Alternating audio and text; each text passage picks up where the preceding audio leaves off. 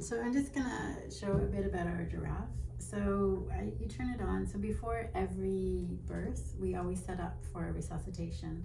And so this is the on button here. And it's telling me that it's reheating at 100%. So it's gonna turn on the heater and it's gonna warm up this area. So right now it knows there's no baby here and it'll keep the area warm. As soon as the baby's born, you can admit the baby. So once you admit the baby, it reduces it to 50% and it says manual. So there's a bit of heat coming off here and that's gonna keep the baby warm. But if I want to use the temperature probe,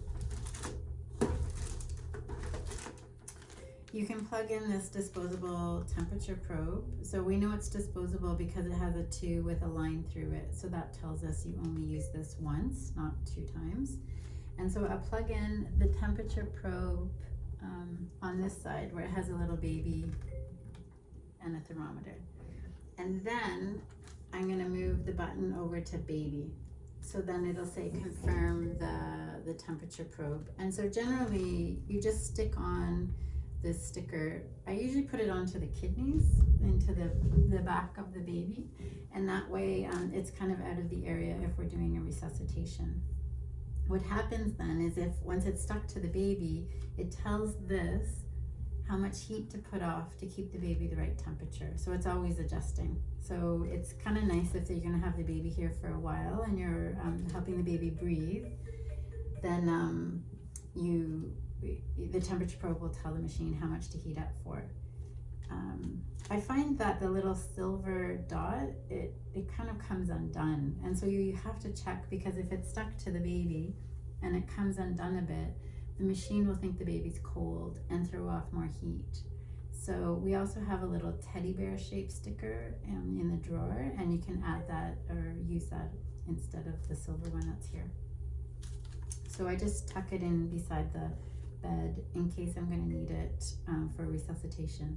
Otherwise, the baby's going to stay with the mother. So sometimes it starts to beep because it thinks that I'm cooking the baby and I'm not paying attention, so it's putting an off alarm. So you can either wave your hand in front or push the do not alarm button. But usually the alarm doesn't go off if you don't, just keep it around 50%, I think. But if for any reason, like say the temperature probe, say you've lost a temperature probe and you need to work on a baby without a temperature probe, it's not ideal. But what you could do is set it at 65% manual and take the temperature under the armpit every half hour, and usually the baby will stay at good temperature. The other thing once you admit the baby is the O2 saturation. So once you have the baby here and you're helping the baby breathe, we put on an O2 saturation, and it plugs in on the other side, and we put that on the baby's right arm. So that gives us the baby's O2 saturation. And if you remember from neonatal resuscitation, normal O2 saturation increases over the first 10 minutes of life. So don't be alarmed if you put it on and the baby's O2 saturation is only 65 within the first minute.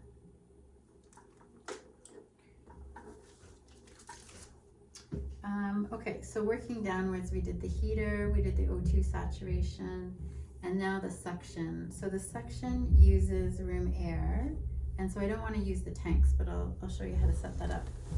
So the suction is over on this side, and it's this large tubing, but then you choose a 12 French. This is a little bit big.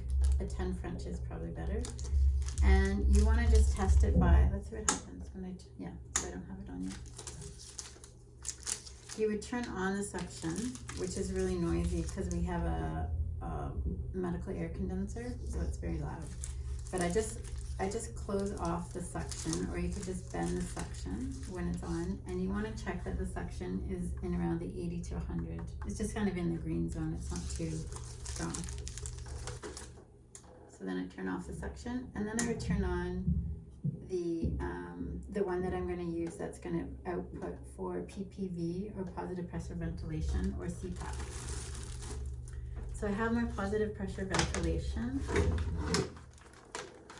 And we always have one of these ready to go, just in case we have equipment failure. We have either the bag and mask, which doesn't need any air, it self-inflates. We have the CPAP, and it's this one, and we can just have a medium size mask. And this one you can just check as well over your hand, and you're just checking how the CPAP is going. So you want the CPAP, you want to see when I'm holding it over and closing it, it'll be at 5, what is that, centimeters of water. And when I occlude it, it'll be 20 centimeters of water. So I know that's the right pressure for when I'm giving either PPV, helping the baby breathe. So breathe 2, 3, breathe 2, 3, breathe 2, 3. Or when I'm just holding it over the baby's mouth and I'm for a baby who's already breathing, I can give CPAP. I want it at 5 centimeters of water, and that's the right pressure for the baby. Let's take that apart. Let's clean that. So in terms of the dials, let me just bring it in. So in terms of the dials in front here, we have the CPAP one. It's on 10 liters a minute, and this is the one we generally use the most. And when I'm holding it, occluding it like I just showed you, you're going to read the pressure here of centimeters of water. We start every resuscitation on 21% O2, so it's room air, so it's the one coming out as room air.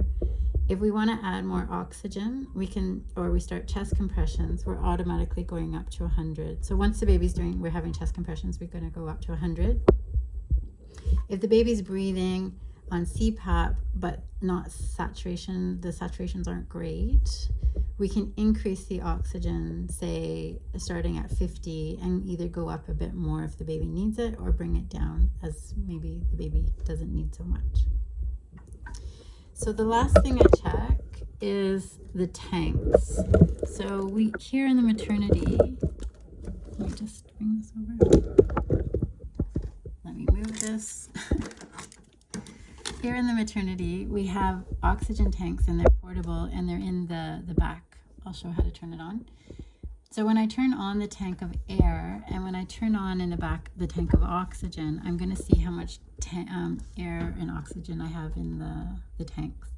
So if I need room air, and the baby only needs room air, I have 1 hour at 10 liters per minute. I have room air for 1 hour.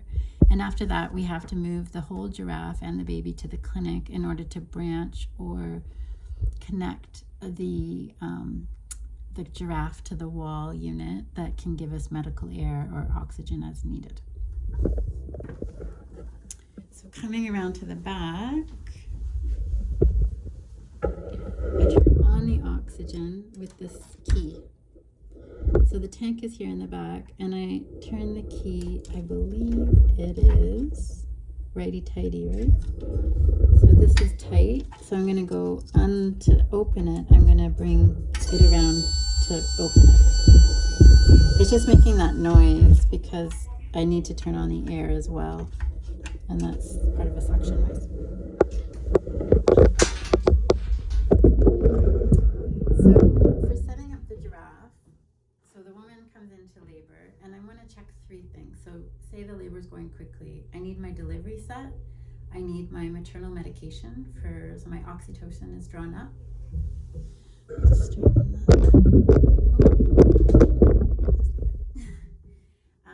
So I need my delivery set. I'm going to reach for my maternal oxytocin.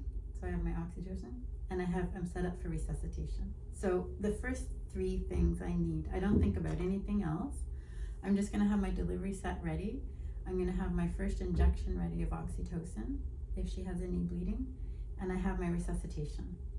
So if I'm going to quickly deal with the giraffe, I need to turn on the machine. So there's an on button. I'm going to get some heat started to warm up my blankets, and I'm going to turn on my tanks, my oxygen tank and my air tank. And I can flip on and check my suction, make sure my suction goes to 80 by just bending the tubing of suction. I want to see it go to 80 and I'll adjust if needed. Turn off my suction, turn on my air, and make sure my CPAP is giving me 5 and 20. So 5 when it's occluded, 20 when I push the button, the peep button. And I may need to adjust here. So that's my quick check. So I'm just giving you sort of like the beginner viewpoint, and then you can start playing with the equipment in order to check the giraffe yourself before birth while setting up for resuscitation.